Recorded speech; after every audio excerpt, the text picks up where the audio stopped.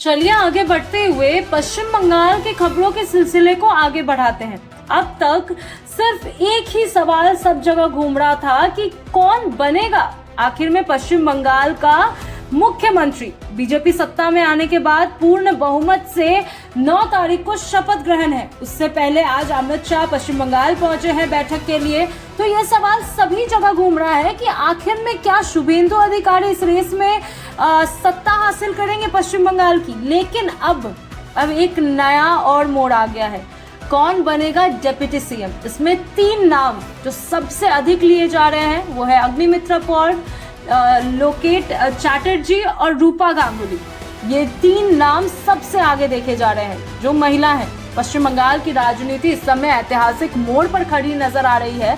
Bharatiya Janata party पहली बार राज्य में सरकार गठन की स्थिति में देखी जा रही है और इसी के साथ मुख्यमंत्री तथा डिप्टी मुख्यमंत्री पद को लेकर चर्चाएं तेज हो चुकी हैं। कलकत्ता से लेकर दिल्ली तक लगातार बैठकों का दौरा जारी है और पार्टी नेतृत्व बंगाल में नई राजनीतिक रणनीतिक तैयारियां करने में जुटी हुई है। सबसे ज्यादा चर्चा महिला डिप्टी मुख्यमंत्री के चेहरे को लेकर हो रही है। जी हाँ, क्योंकि बीजेपी इस बार सरकार और संगठन के बीच संतुलन के साथ साथ महिला नेतृत्व को भी मजबूत संदेश देना चाहता है। जानकारी के मुताबिक भाजपा विधायक दल की अहम बैठक में केंद्रीय गृह मंत्री ने और मोहन चरण मांझी शामिल हो सकते हैं।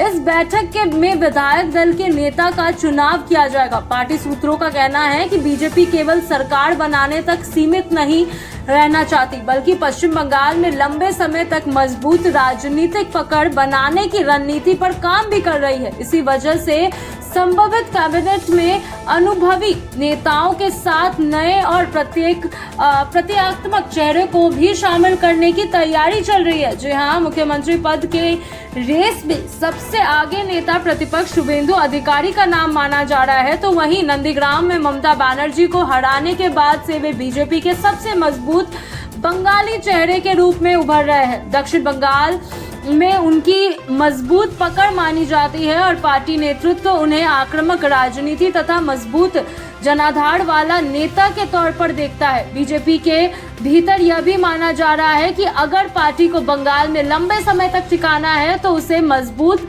स्थानीय नेतृत्व को आगे लाना होगा और इसी कारण शुभेंदु अधिकारी की भूमिका बेहद अहम मानी जा रही है। तो वहीं इस बीच महिला डिप्टी मुख्यमंत्री को लेकर पार्टी के भीतर कई बड़े नामों पर चर्चा चल रही है। जी हाँ, इसमें सबसे प्रमुख नाम बीजेपी विधायक अग्निमित्रा पॉल का माना जा रहा है। राजनीति में आने से पहले अग्निमित्रा पॉल फैशन डिजाइनिंग रह चुकी है और उन्होंने अपने पेशेवर करियर से अलग पहचान बनाई थी। सोशल मीडिया प्रोफाइल में भी उनका फैशन इंडस्ट्री से जुड़े होने का उल्लेख मिलता है। बीजेपी में आने के बाद उन्होंने आक्रामक राजनीतिक शैली के कारण तेजी से अपनी जगह बनाई। हालांकि उनके खिलाफ कई कानूनी मामले भी दर्ज है। चुनावी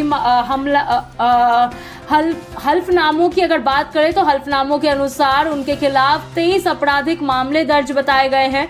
इनमें गैर कानूनी जमावड़, दंगा, हिंसक प्रदर्शन, सरकारी आदेशों की उल्लंघना करना और अवहेलना करना और सार्वजनिक व्यवस्था बिगाड़ने जैसे आरोप शामिल है।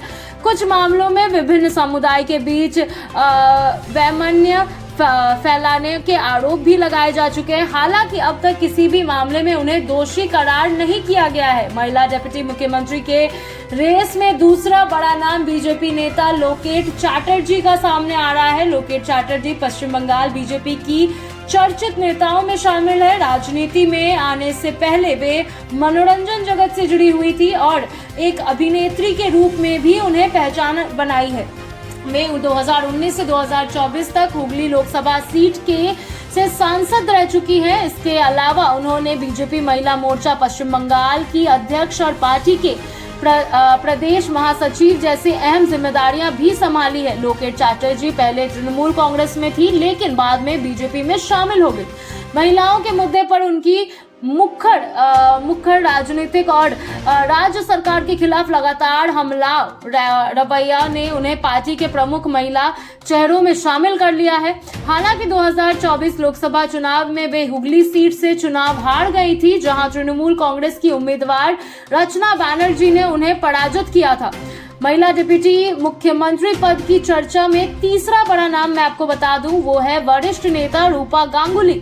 रूपा गांगुली की पहचान राजनीति के साथ साथ मनोरंजन जगत में भी बेहद मजबूत है। उन्होंने बीआर चोपड़ा के प्रसिद्ध टीवी धारावाहिक महाभारत में द्रौपदी का किरदार निभाकर देश भर में लोकप्रियता हासिल की थी। साल 2015 में बीजेपी में शामिल होने के बाद उन्होंने पार्टी में सक्रिय भूमिका निभाई और 2016 से 22 तक राज्यसभा सांसद रही। हाल ही में उन्होंने सोनारपुर दक्षिण विधानसभा सीट से बड़ी जीत दर्ज की, जहां उन्होंने तृणमूल कांग्रेस की उम्मीदवार अरुंधति मैत्रा को 35,000 से ज्यादा वोटों से हराया। पार्टी के भीतर उनका अनुभव और लोकप्रियता उन्हें इस रेस का मजबूत दावेदार बनाती है। बीजेपी की रणनीति केवल राजनीतिक संतुलन तक सीमित नहीं मानी जा रही है, बल्कि पार्टी सामाजिक और प्रतिपक्षता संदेश देने की कोशिश भी कर रही है। महिला डिप्टी मुख्यमंत्री का चेहरा सामने लाकर बीजेपी बंगाल की महिला वोटर्स को बड़ा संदेश देना चाहती है। पार्टी मानती है कि राज्य में महिलाओं के बीच उसकी पकड़ मजबूत करना आने वाले चुनावों के लिए बेहद जरूरी है। यही कारण है कि महिला नेतृत्व को प्रमुखता देने पर गंभीर चर्चा चल रही है। राजनीतिक विश्लेषकों का मानना है कि बीजेपी बंगाल में केवल सत्ता परिवर्तन नहीं, बल्कि पूरी राजनीतिक संस्कृति बदलने की कोशिश कर रही है। पार्टी लंबे समय तक राज्य में